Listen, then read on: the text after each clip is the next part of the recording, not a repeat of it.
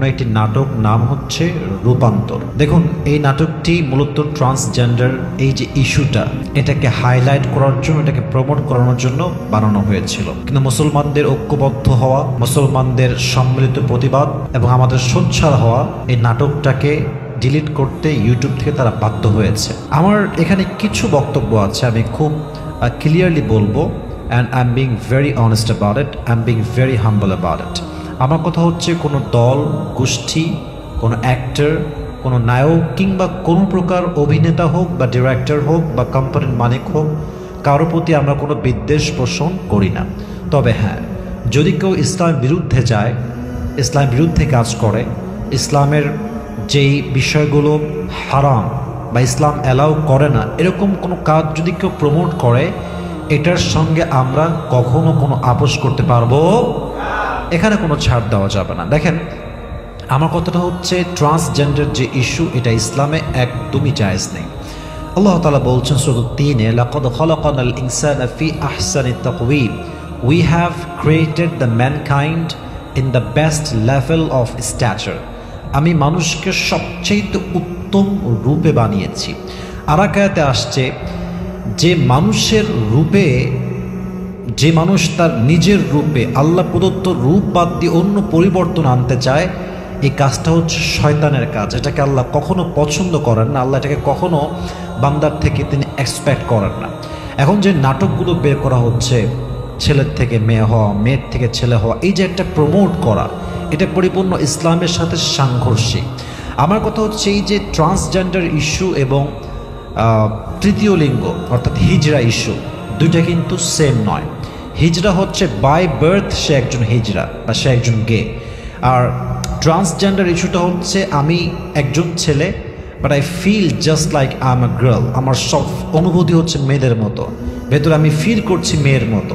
এটা হচ্ছে transgender issue, যেখানে নিজের লিঙ্গ পরিবর্তন করা হয় এবং এটাকে প্রতিস্থাপনের মাধ্যমে নিজের পরিপূর্ণ লিঙ্গের পরিবর্তন ঘটানোর মাধ্যমে এই জিনিসটা ঘটে। ছেলের থেকে মেয়ে হয়, মেয়ের থেকে ছেলে হয়, যেটা ইসলামে পরিপূর্ণ হারাম। এটাকে ইসলাম কখনো অ্যালাউ করে না। অতএব এখান থেকে শিক্ষা হচ্ছে, যারা নাটক করছেন বা নাটকের ডিরেক্টর অথবা কোনো কোম্পানির যারা এগুলোকে স্পন্সর করেন, সেটা যে কোনো কোম্পানি হোক, আমার কথা হচ্ছে, একটা শিক্ষা এখান থেকে আপনাকে গ্রহণ করতে হবে। যখনই আপনি ইসলাম বিরোধী কাজ করবেন, প্রমোট করবেন, স্পন্সর দিবেন, যে কোনো কাজে হোক, ইসলাম বিরোধী হলেই এদেশের মুসলমান কখনো চুপ থাকবে না। তারা এটার অবশ্যই তারা এটার বিরুদ্ধে দাঁড়াবে।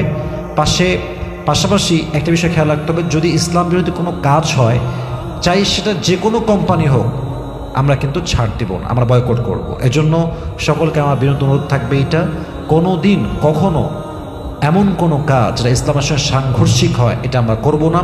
এবং যদি কখনো কেউ করে ফেলে, আমরা এতটুকু প্রতিবাদ করবো যেন সঙ্গে সঙ্গে তারা এটাকে ডিলিট করতে বাধ্য হয়। রাজি আছেন তো ইনশাআল্লাহ? সর্বশেষ কথা হচ্ছে, যে বা যারা বানিয়েছে বা যে অভিনেতা, আমি একজন ইসলামিক লেকচারার হিসেবে এটা সাজেশন দিচ্ছি, this is my personal point of view. I don't know whether you will go to agree or not. আমি জানি না আপনারা একমত হবেন কিনা, বাট আমি জাস্ট আমারটা বলছি। পরিপূর্ণ আপনার উপর ডিপেন্ড করছে, আপনাকে নেবেন কি নেবেন না। কোনো অ্যাক্টরকে তার ভুলের জন্য বাবা মা তুলে গালি দেওয়া, তার পরিবারকে আঘাত করা, তার ব্যক্তিত্বে আঘাত করা, এটা ইসলাম কখনো সমর্থন করে না। দেখুন, ট্রান্সজেন্ডারের বিরুদ্ধে আমি সোচ্চার, আপনিও সোচ্চার, আমরা সবাই সোচ্চার, কোনো ছাড় হবে না। কিন্তু কোনো ব্যক্তি যখন অভিনয় করছে টাকার বিনিময়ে, নিশ্চিত সে ভুল করেছে, অবশ্যই সে অন্যায় করেছে। বাট এর মানে এটা নয় যে আমি মুসলমান হয়ে থেকে বাবা মা তুলে তার ব্যক্তিত্বে আঘাত দিয়ে তার পরিবার নিয়ে কথা বলবো। ইসলাম কখনো আমাকে এই শিক্ষাটা দেয় না। এটা হচ্ছে just like we are extremist people. আমরা কেমন যেন একটা চরমপন্থী হয়ে গেছি। একটু হলেই বাপ মা তুলে গালি দেয়, পরিবার তুলে গালি দেয়, যেটা পৃথিবীতে সবচেয়ে নিকৃষ্টতম কাজ। কোনো একজন অভিনেতা, সে অভিনয় করছে, তার কাজটা ইসলামে জায়েজ নেই, এটা বুঝলাম, বাট সেও একজন মানুষ। আল্লাহ হাবিব বলেছেন, তোমরা গুনাহকে ঘৃণা করো, গুনাহগারকে ঘৃণা করো না। কারণ গুনাহগারকে তুমি ঘৃণা করলে বা অ্যাটাক করলে, সে কখনো দিনের পথে ফিরে আসতে পারবে না, সে দিনের পথে কখনো আসবেই না।